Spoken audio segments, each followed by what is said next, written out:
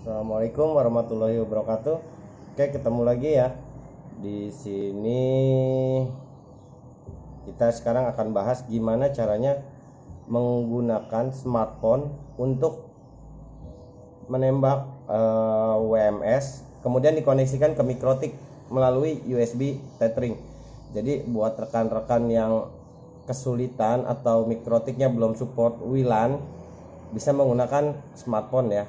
Di sini saya pakai Fujitsu Docomo ya, karena emailnya udah terblokir jadi nggak bisa dipasang SIM card. Lebih baik saya manfaatkan. Ini masih berfungsi normal. Nah, dia akan menembak merek venue saya sendiri, VMS venue saya akan menembak pada frekuensi 2,4 GHz nya, karena dia hanya support 2,4. Oke. Nah, di sini sekarang bentar. Jadi buat rekan-rekan yang mikrotiknya menggunakan Maesal, GR3 atau sejenisnya yang belum support WLAN, ini bisa dimanfaatkan kalau ada smartphone yang sudah tidak terpakai. Yang penting sudah support USB tethering. Jadi pertama kita masuk ke menu setting ya, setting, kita aktifkan Bluetooth kita buka dulu WiFi-nya. Di sini kita aktifkan WiFi-nya. Oke, nah di sini udah connect ya dengan WiFi ID-nya, venue milik saya sendiri. Nah, di sini kemudian kita buka Google Chrome ya, karena dia belum bisa redirect otomatis. Nah, ini akan saya hapus dulu logout page-nya. Saya buka lagi, kemudian saya panggil landing page-nya. Oke, ini punya saya. Ini karena udah automatic save password, akan saya login langsung. Nah, oke, loginnya udah berhasil. Sekarang kita tes speednya dapat berapa. Pengalaman saya beberapa kali menggunakan smartphone yang biasanya terdeteksi oleh pihak Telkomnya itu sebagai mikrotik atau router board atau apapun, maka akan terlimit dia bandwidthnya. Tapi jika Anda menggunakan smartphone, maka ya memang yang melakukan koneksinya adalah smartphone, bukan router board atau router-router lainnya yang memiliki mode WSP. Di sini akan saya coba tes speednya.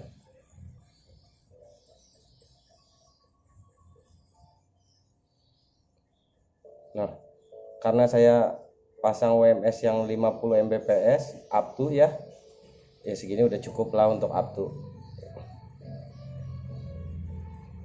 Ini udah berjalan ya, dan ini tanpa SIM card.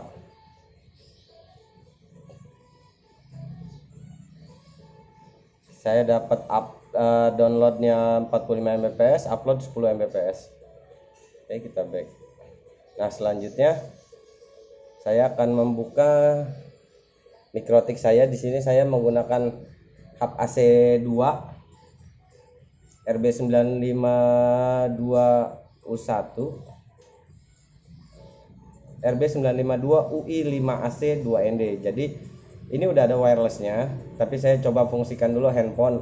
Kita asumsikan mikrotik rekan-rekan itu tidak memiliki wireless, akses wireless atau WLAN. Oke, di sini saya akan koneksikan mikrotiknya, Winbox-nya.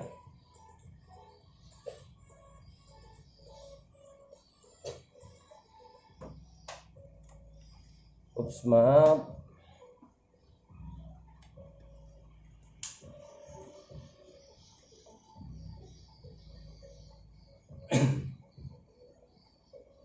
Oke, kita coba refresh dulu.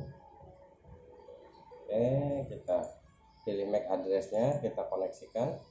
Nah, di sini udah terkoneksi ya ke mikrotik, dan di sini saya juga sudah buat IP DHCP untuk Ether 4-nya yang terhubung ke laptop saya saat ini, dan ke Ether 5 yang terhubung ke mikrotik load balance saya.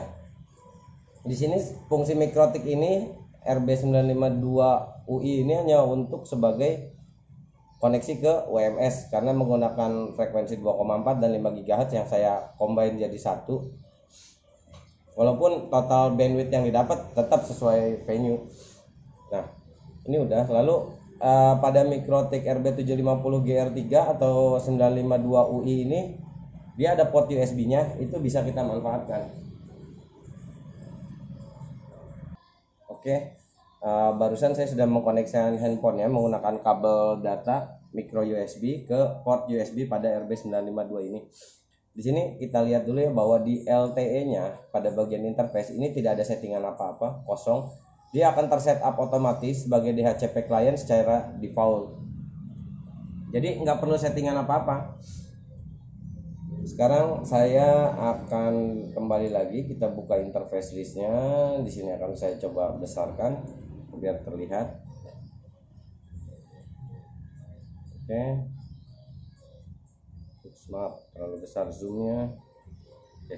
Nah, di sini di pengaturan handphonenya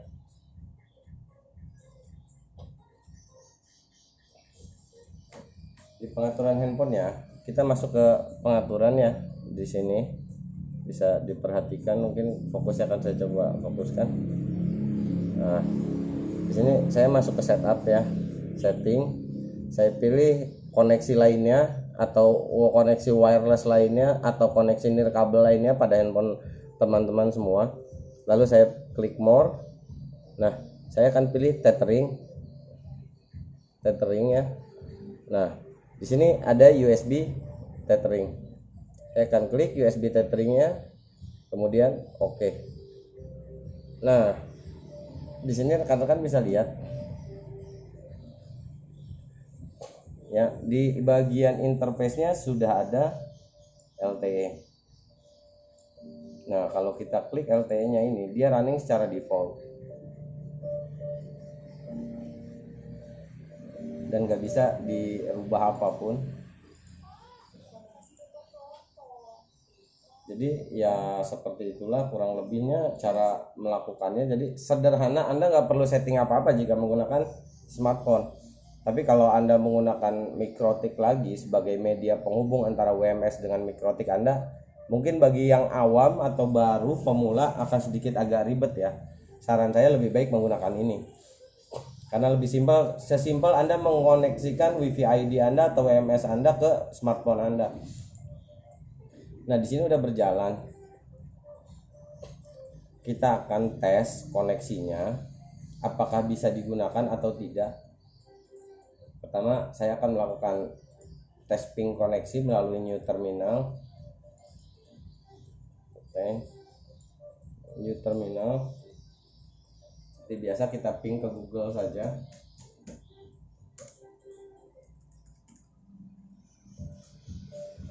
Oke, udah terhubung ya. Rate-nya rata-rata di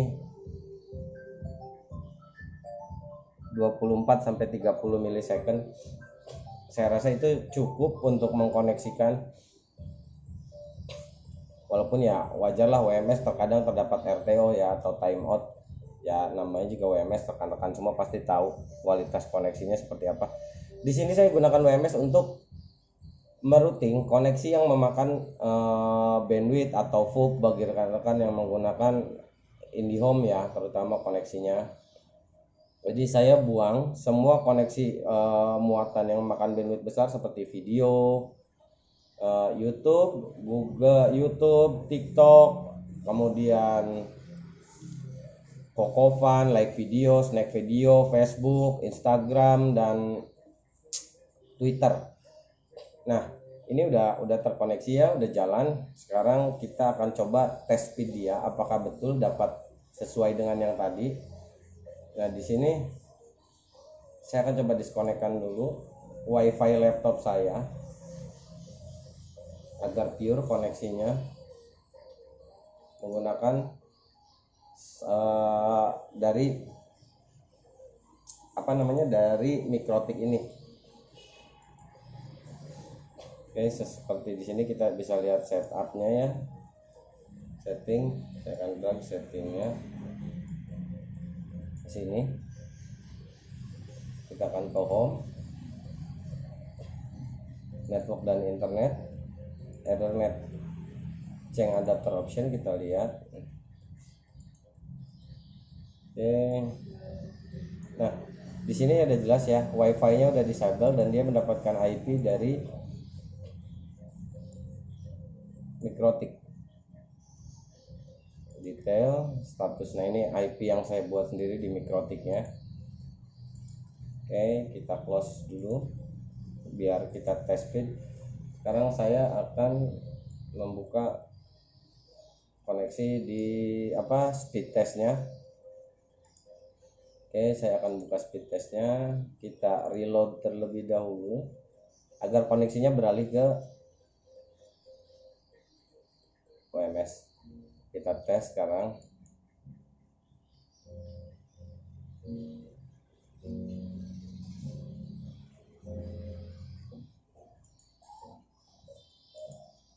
Oke, bisa dilihat ya, dapat bandwidthnya 45 Mbps, 46, 36, 47. Jadi tanpa ada pengurangan bandwidth jika Anda melakukan koneksi melalui smartphone. Dan berapa lama pun yang Anda koneksikan, dia tidak akan diskoneksi. Itu kelebihan jika Anda mengkoneksikan antara WMS dengan Mikrotik melalui smartphone. Jadi saran saya buat rekan-rekan yang mungkin ada sedikit keterbatasan masalah dana, atau Mikrotik ya belum support WLAN, atau agar tidak terdetek sebagai sebuah router bot, bisa melalui jembatan smartphone ini. Yang paling utama, dia sudah support USB tethering. Nah, tanpa perlu setup apapun pada bagian koneksinya, dia akan langsung terhubung. Kita nggak perlu buat NAT, nggak perlu buat DHCP client, nggak perlu buat yang lainnya, dia sudah terhubung secara otomatis. Lebih simpel. Untuk konfigurasi Mikrotik dasarnya agar bisa mengeluarkan internet, bisa lihat di video saya yang lain di channel saya ini. Silahkan subscribe supaya saya lebih semangat lagi nih untuk share tutorialnya, biar rekan-rekan semua bisa jadi manfaat ya. Jadi sesederhana itu. Di sini kita bisa lihat pada bagian IP, DHCP kliennya dia langsung bound terbentuk, dan pada bagian IP, firewall, NAT pun di sini saya hanya buat NAT untuk Ether 4 dan Ether 5 karena Ether 4 untuk kontrol di laptop dan Ether 5 terhubung dengan Mikrotik load balance saya. Saya pakai GR3 untuk load balance-nya. Di sini saya bisa akses load balance saya.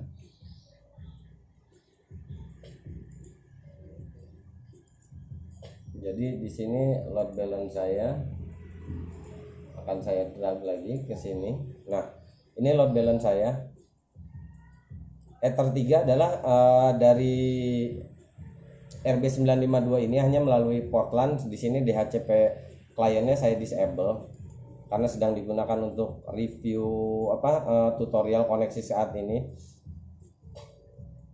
Nah, untuk buktinya kita akan lihat, ini saya akan enable kan.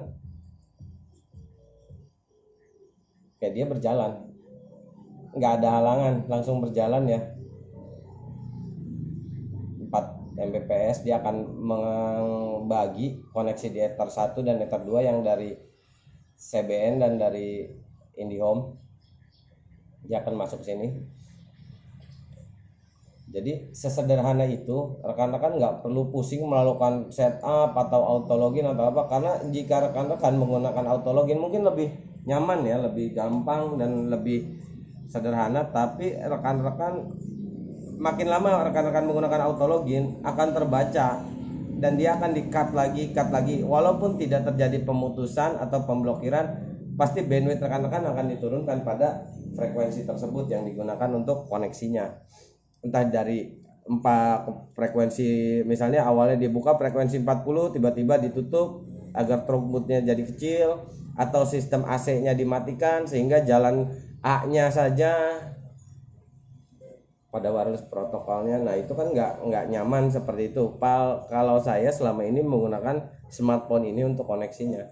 Jadi sekian video tutorial ini, mudah-mudahan bermanfaat buat rekan-rekan. Semoga bisa jadi manfaat juga buat rekan-rekan yang lain yang baru menggeluti usaha bidang RT RW Net ini. Oke, sekian saja videonya. Terima kasih. Assalamualaikum warahmatullahi wabarakatuh.